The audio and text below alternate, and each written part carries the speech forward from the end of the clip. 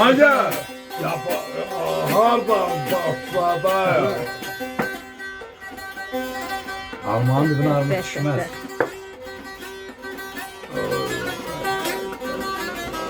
Ha, qardan aldım ha, qardan aldım ha.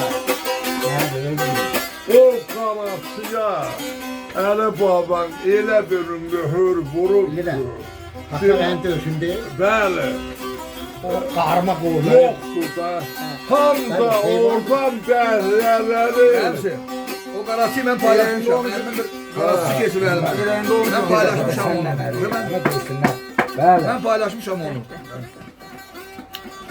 Hayda. Deməli, yaşa sıfatları, heyvanı ki doldururlar dəriyə, ocağa qoyurlar. Baxmışam da ona.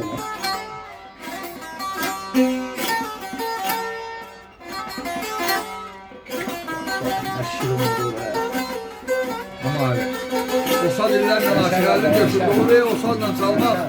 Her oğlan əsib ol aşırı sazından. Həqiqətən. İllərlə aşırı yol yoldaşı olur. Bir saz çalardı o sazla aşırı.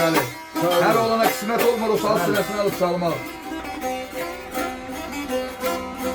Dedim ey bana oldum ey lala topladım hala hersine demin bayatı var imiş. Yaşa.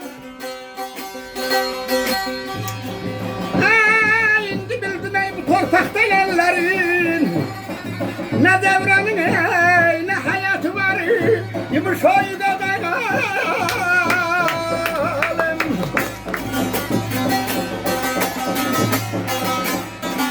Ne devranın ey hemen ay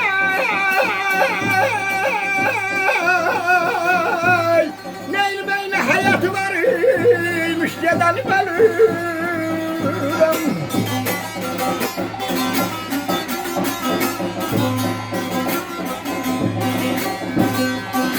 Ağır eller ustadıyla öyündü. Kollu sazın hevesiyle döyündü. Şehrin tadı bozalganlı söyündü. Şehir bizde ersiz zatı var idi. Öh böh böh böh böh.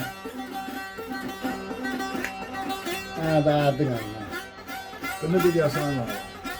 Sana kurban memele aldım abi bir şey.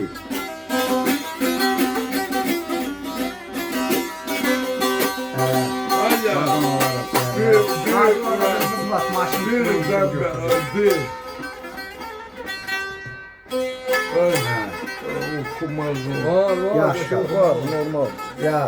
Yaş, başlasın. Her nalayn belki maşın yolu. Elə durup bir bende oku. Gözün var olsun ya.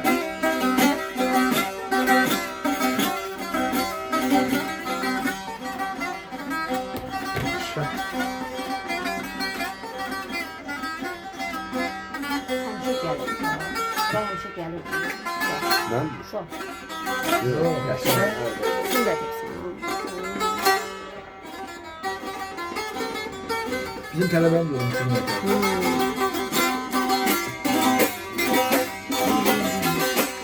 Dedim aşklarına lalama huyandan eyne cefden. Söz seçilmedi eydurdan sadafdan ölürem öldürmem hani.